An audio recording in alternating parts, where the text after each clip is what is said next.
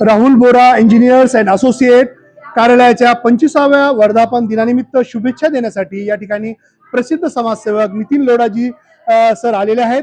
Nitin लोढाजी sir, आपण राहुल बोरा यांच्याबद्दल काय बोलू इच्छिता? मी एक हार्डवेअर व्यावसायिक आहे आणि मी राहुलजी बोरा यांना मागील 25 वर्षापासून फार चांगल्या प्रकारे ओळखतोय आणि त्यांचं कार्यपद्धती ही सुद्धा मला चांगल्या प्रकारे माहिती आहे.